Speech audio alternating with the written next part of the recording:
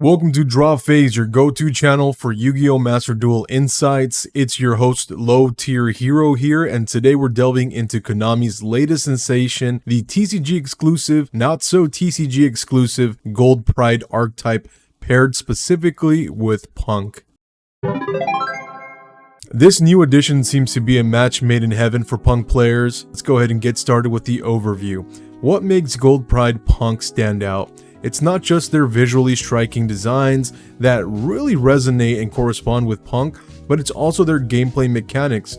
Both archetypes, Punk and Gold Pride, turn a seeming setback, the loss of life points, into a significant advantage. This includes drawing cards, special summoning key combo pieces, and massively powering up boss monsters. Imagine the Psychic and Punisher on the field that you can summon with very low life points. It's pretty crazy, to be honest. The real game changer is the inherent synergy between these two archetypes, however. Punk sets the stage for Gold Pride by facilitating life point payments, which in turn allows Gold Pride monsters to special summon themselves without any significant cost. This seamless interaction creates an unstoppable force on the battlefield. But how do you tackle such a formidable deck? That's exactly what we're here to explore. Our comprehensive guide will cover hand-trapped targets, identifying and disrupting key moments in your opponent's play, direct counters, cards and strategies that specifically hinder the Gold Pride Punk deck synergy, board-breaking tactics, techniques to dismantle established boards, and Floodgates, utilizing broader strategies to prevent or slow down the Punk Gold Pride gameplay. Stay tuned as we dive deep into each of these aspects, providing you with the knowledge to effectively counter this powerful combo. Let's embark on this strategy journey together. Remember, knowledge is power in the Master Duel format. By understanding these tactics, you will be well equipped to face even the most challenging decks. So let's get started and turn the tide in your favor. To begin with, we're going to cover when to Ash, Maxx C and Infinite Impermanence, optimal Ash Blossom targets in the Gold Pride Punk matchup in the dynamic world of Master Duel. Knowing when to use your Ash is crucial. It goes for any deck across the board, especially against a formidable deck that is brand new and unknown to the masses, being Punk and the Gold Pride combo. Here are the key cards you should consider targeting, and we will be putting them up in the ranking order, from 1 being the most optimal choice to 4 being the not so most optimal choice, but will be dependent on game state. Your number 1 target is going to be Rising Carp, the primary target for Ash Blossom. When activated, Rising Carp tributes itself to special summon 2 monsters from the deck. Ashing this card leaves your opponent's board vulnerable, potentially stalling their entire play, but keep an eye out for recovery cards like Better Luck Next Time or other avenues to access Gold Pride cards. But I promise you, a well-timed Ash here can be and will be game-changing to prevent your opponent from going into some crazy board ending with Barone and Psychic and Punisher, and probably just summoning a Dragon Drive and some other minuscule cards that aren't so significant. At number 2, we've got Chariot Carry, a dual threat. Chariot Carry not only searches but also acts as a foolish burial, setting up pivotal synchro plays, particularly with Leon. Ashing Chariot Carry can significantly disrupt your opponent's strategy, often relegating them to rely solely on Punk cards and leading them to a less threatening board state. Expect again a Dragon Drive summon in this scenario, but the overall impact is extremely reduced. The third option is Better Luck Next Time. This card is a gateway to the Gold Pride arsenal, and stopping it is critical. If left unchecked, Better Luck Next Time can escalate the board presence rapidly, especially with Leon's punishing capabilities. By preventing access to Gold Pride monsters, you effectively limit your opponent's scaling options. And the last card that you should ash should be Start Your Engines, a deceptive and potent card. Start Your Engines can not only destroy your summoned monster, but also enables the special summoning of a Gold Pride monster. The typical follow-up is searching for Rollerballer, adding insult to injury. Ashing this can prevent a dual threat of destruction and further board development for the Punk Gold Pride strategy. These cards represent pivotal moments in your opponent's strategy where Ash Blossom can be most effective. Remember, timing and understanding of the opponent's deck are key. By strategically disrupting these crucial plays, you can maintain control and navigate towards victory. Strategic use of Maxx C in the Punk Gold Pride matchup. Knowing when to play Maxx C can significantly impact your game against Punk Gold Pride. Here is the most optimal moment to use it. Always draw phase or standby phase. Activate Maxx C early in these phases can put immediate pressure on your opponent, forcing them to make tough decisions about extending their plays or giving you card advantage. I guarantee you, if they take the Maxx C challenge challenge, they're going to give you at least 3 to 5 free draws, and that is going to be very detrimental on the rebound, because Punk Gold Pride, while resilient, strong, defensive, is just going to crumble under the fact that they allowed you to draw these significant cards, which could potentially be something game-changing, like some of the counters that we will discuss in the rest of this video. And if you are not going to be using Maxx C on the draw phase or standby phase, and you want to play it a little bit more conservatively and are seeking to ensure you get some draws, particularly Maxx C is effective when Amine is summoned, as it's its common starting point in Punk strategies, or any other Gold Pride card that activates to special summon a monster. Dropping Maxx C here in theory can either haunt their plays or reward you with some significant draws. Effective infinite impermanence targets. This can be crucial in disrupting the Punk Gold Pride plays. Here are your key targets. Amine. Don't use your Ash on this, use your infinite impermanence. Although hitting Amine with Imperm can be impactful, the deck's abundance of extenders can sometimes diminish its impact. However, it's still a viable option to hinder their initial setup, so it's kind of a double-edged sword. This would be extremely impactful if you were top decking, which in Master Duel you tend to top deck a lot, so if they top deck a Amine, an infinite impermanence is going to crush it. Rising Carp,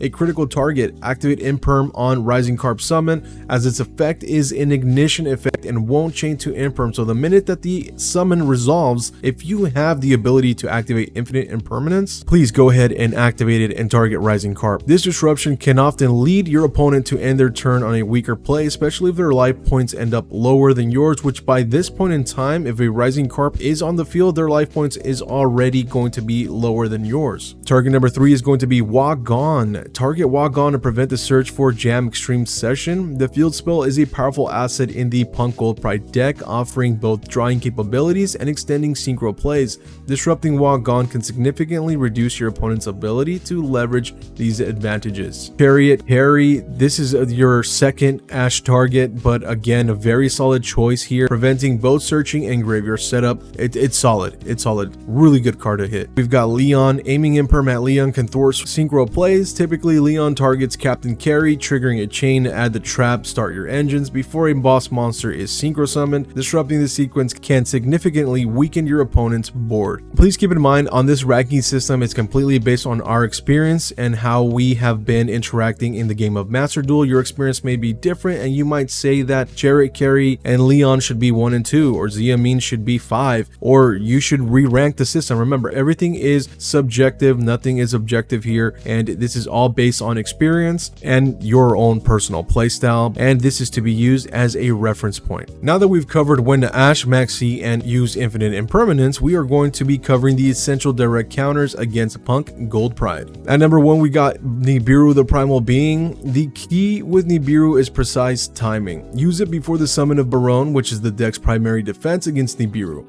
Postponing Nibiru until just before Baronne's summon can disrupt your opponent's board and hinder their recovery. However, there are risks of early use. An early Nibiru might still leave room for Punk Gold Pride to recover, especially with cards like Foxy Toon and Madam Spider, which is when you really would want to use a Nibiru on the summon of Foxy Toon and Madam Spider. However, these cards can re-establish the board by leveraging their graveyard effects and adding traps like the Punk Trap card and bringing back Madam Spider in conjunction with the token that you give them from Nibiru. So be mindful of potential comebacks, especially if your opponent holds cards like Better Luck Next Time or any access to Gold Pride cards that can continue their scaling for their board. Droll and Lockbird, Silver Bullet, man. Silver Bullet. Activate Droll and Lockbird immediately after your opponent searches, effectively halting their turn. This can be a game changer, giving you the upper hand to either set up your board or aim for an FTK, a first turn kill. Harpy's Feather Duster, Back Row Disruption. Punk Gold Pride heavily relies on back row for negation and disruption, and for consistency, use Harpy's Feather Duster to clear these, particularly targeting cards like Start Your Engines and tech cards like Dangerous Gabu, and also the field spell. This move can significantly impair their strategy, forcing them possibly to even scoop in some circumstances. Dimension Shifter, Graveyard Lockdown. Activate this during the draw or standby phase to shut down the graveyard strategies, effectively ending the Punk Gold Pride strategy. This is crucial. This strategy relies on the graveyard. Without it, they are nothing. And the last card on the direct counters list, we've got Ghost Ogre and Snow Rabbit. Though it doesn't prevent effect activation, removing a key monster from the field can be invaluable. For example, target Leon to disrupt synchro plays, destroy Better Luck next time to combat resourcefulness, or even target the Punk Field spell and Pinballer for broader disruption. It's up to you, but Ghost Ogre, I think, is one of those tech cards that's really flying under the radar right now, and in a format or two is probably going to be in every single deck, similar to how Duel is in every single deck now currently on Yu-Gi-Oh! Master Duel. These counters are not only effective against Punk Gold Pride, but are also intended to be versatile tools for various matchups in ranked play against the meta. Understanding when and how to use these counters is essential in navigating the current format on Yu-Gi-Oh! Master Duel. Up next, we've got board breaking strategies. Effective board breakers against Punk Gold Pride include tribute-based solutions, Kurikara, Kaiju, Lava Golem, and Sphere Mode, with Punk Gold Pride typically ending on strong boards featuring Chariot Carry, Barone, and Punisher. Using tribute-based board breakers like Kurikara can be highly effective. Kurikara not only tributes an opponent's monster, but also offers a free monster in the end phase. What more could you ask for? But if you're looking for a safer bet, you've got Kaiju, Lava Golem, and Sphere Mode. These are also reliable options to dismantle formidable boards without having such a high requirement such as Kurikara, being that you have to have your opponent activate monsters effects during your turn. Back row disruption, you've got Cosmic Cyclone, Twin Twister, and in theory Lightning Storm. Targeting the back row is crucial as Punk Gold Pride relies on it heavily. Lightning Storm, Cosmic Cyclone, and Twin Twister can clear back row obstacles, giving you the freedom to summon and activate your monster's effects. But beware, if you are running the Lightning Storm, the Punk Gold Pride strategy does tend to give you a token, and they spawn that token on your field. When you're running Lightning Storm, you would not be able to activate it because you would have a face-up card on your board, so it's kind of a hit or miss sometimes. Deck Devastation Virus, particularly effective in dark decks, which we are still in a dark format here on Yu-Gi-Oh! Master Duel. This card can devastate Punk Gold Pride given their monster's low attack points. It's also a strong counter against Super Heavy Samurai decks. I'm just throwing that out there. Very solid counter. And lastly, you've got Raigeki. Punk Gold Pride has limited spell and trap negation capabilities, making Raigeki an effective option to clear their board. Most board breakers are universally effective, but remember to strategically bait out the Barone if they have it and find a way to get rid of the Punisher, because I believe Punisher may be unaffected by card effects if their life points are less than yours. And finally, moving on to Floodgates, a key to victory. Attribute and type lockdown, goes and match, rivalry of the warlords, there can be only one. These cards are highly disruptive against the Punk Gold Pride deck, and if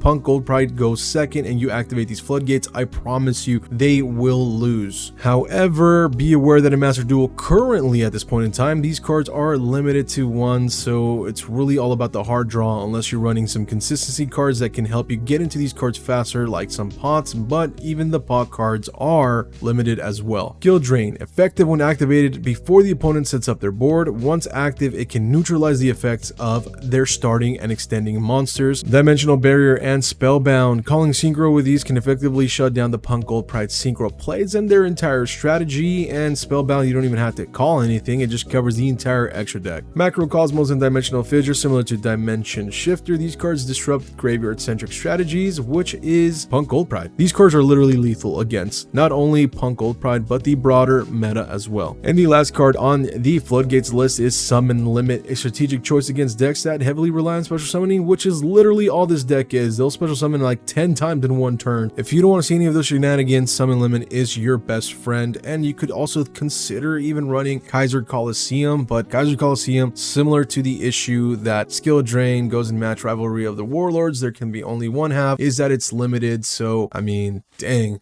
Otherwise, it would have been a very solid option for you. This comprehensive guide is designed to arm you with the knowledge to counter the Punk Gold Pride strategy in Yu-Gi-Oh! Master Duel. Utilizing these board breakers and Floodgates effectively can significantly enhance your gameplay. I hope that these counter guides have been resourceful for you folks, especially those that are new to the game of Yu-Gi-Oh! Master Duel and even Yu-Gi-Oh! TCG. And I hope that you can always come back to draw phase and know that we have the tactics here ready to go for you. Thank you for joining me at Draw Phase. I'm your host, Low Tier Hero. Until next time, my friends, happy dueling on the ranked ladder, and let's go beat down Punk Gold Pride.